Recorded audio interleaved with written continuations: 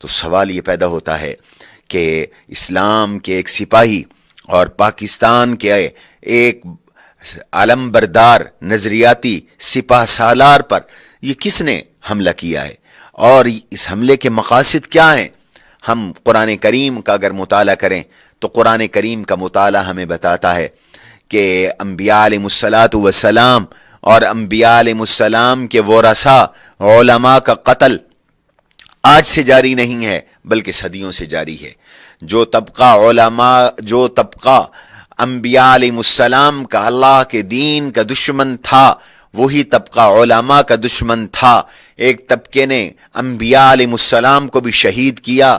اور اسی طبقے نے علماء کو بھی شہید کیا۔ ایک طبقے نے انبیاء علیہ السلام کے خلاف سازشوں کے تانے بانے بنے، اسی طبقے نے علماء کے خلاف بھی سازشوں کے تانے بانے بنے۔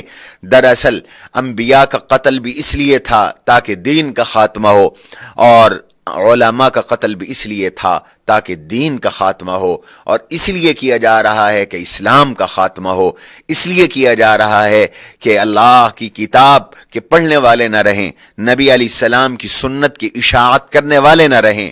اسلام کا پیغام پہنچانے والے نہ رہیں۔ چنانچہ قرآن کریم نے ایسے لوگوں کا ذکر کیا ہے۔ سورہ آل عمران آیت نمبر 21 میں اللہ تعالیٰ فرماتے ہیں ان الذین یکفرون بآیات اللہ ویقتلون النبیین بغیر حق، جو لوگ اللہ کی آیات کا انکار کرتے ہیں، اللہ کے احکام کا انکار کرتے ہیں، جو لوگ اللہ کے احکام کو نہیں مانتے اور انبیاء علیہ السلام کو بلا قصور قتل کرتے ہیں، بلا وجہ قتل کرتے ہیں، ان کو کوئی قصور نہیں، کوئی قتل کی وجہ نہیں، اور صرف انبیاء نہیں، وَيَقْتُلُونَ الَّذِينَ يَأْمُرُونَ بِالْقِسْطِ، اور جو لوگ انہیں انصاف کا حکم دیتے ہیں، جو لوگ انہیں سچائی کی بات کرتے ہیں، جو لوگ انہیں دیانت اور امانت کی بات کرتے ہیں، جو لوگ انہیں اچھائی کی بات کرتے ہیں، یعنی علماء، ان کا بھی یہ قتل کرتے ہیں۔ اللہ کہتے ہیں فَبَشِّرْهُمْ بِعَذَابٍ عَلِيمٍ،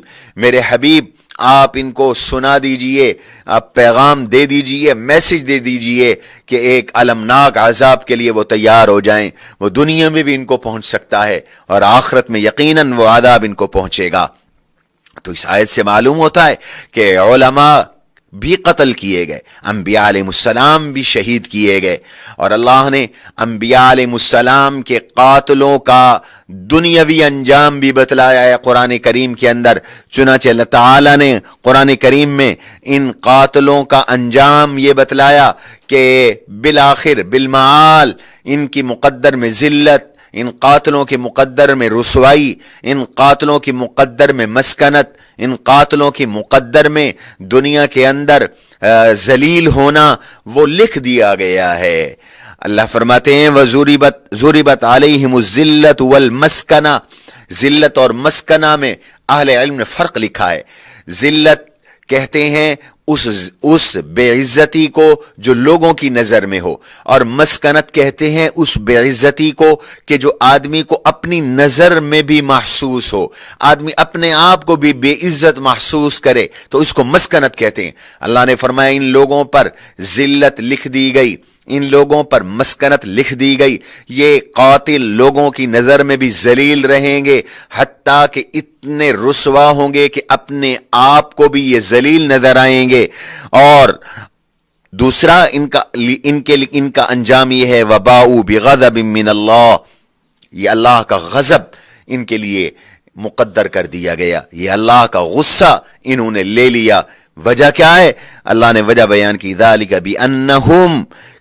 یکفرون بآیات اللہ، اس لیے کہ پہلا ان کا جرم یہ ہے کہ یہ اللہ کے احکام کا انکار کرتے ہیں، اور دوسرا جرم ویقتلون النبیین بغیر الحق، نہ حق انبیاء علیہ السلام کو انہوں نے قتل کیا۔ ذالک بما عصوا وکانوا یعتدون، یہ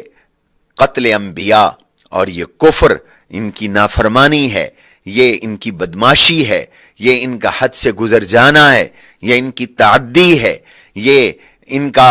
کی زیادتی ہے، جس کی وجہ سے اللہ ان کو دنیا آخرت میں ذلیل اور رسوا کریں گے۔ قرآن کریم نے یہ مضمون کئی جگہ پہ بیان کیا ہے کہ انبیاء علیہ السلام کے ساتھ لوگوں نے کیا سلوک کیا. اللہ فرماتے ہیں فریقاً کذبوا وفریقاً یقتلون، کچھ نبیوں کو لوگوں نے جھٹلایا اور کچھ نبیوں کو لوگوں نے قتل کیا، اور بیشتر یہ قاتلین کون تھے؟ قرآن کا مطالعہ بتاتا ہے یہ یہود تھے جنہوں نے انبیاء علیہ السلام کو چن چن کے قتل کیا. حتیٰ کہ سیرت کی کتابوں میں لکھا ہے کہ حضرت یحییٰ علیہ السلام اور ان کے ساتھ 35 اور کل 36 انبیاء علیہ السلام کو ایک یہودی بادشاہ نے یہودیوں کے تعاون سے ایک ہی دن میں شہید کر دیا تھا. ایک ہی دن میں حضرت زکریا علیہ السلام شہید کیے گئے، حضرت یحییٰ علیہ السلام جیسے اولو العزم نبی وہ بھی شہید کیے گئے، اور بڑے بڑے انبیاء علیہ السلام قتل ہوئے. حضرت عیسیٰ علیہ السلام کو قتل کرنے کی کوشش کی گئی، لیکن اللہ نے ان کی حفاظت فرمائی. ان سے کام لینا تھا اور امت حضور علیہ السلام کی نبوت کی ان سے تصدیق کروانی تھی، اس لیے اللہ نے ان کو آسمانوں پہ اٹھا لیا. تو یہ یہود و ہنود ابتدا سے ہی انبیاء علیہ السلام اور ان کے وارثین کو قتل کرتے چلے آ رہے ہیں، اور آج وہی تاریخ پاکستان میں دہرائی جا رہی ہے. یہ حملہ جس قدر اس کی مذمت کی جائے یہ کم ہے، یہ امت کے لیے لمحہ فکریہ ہے.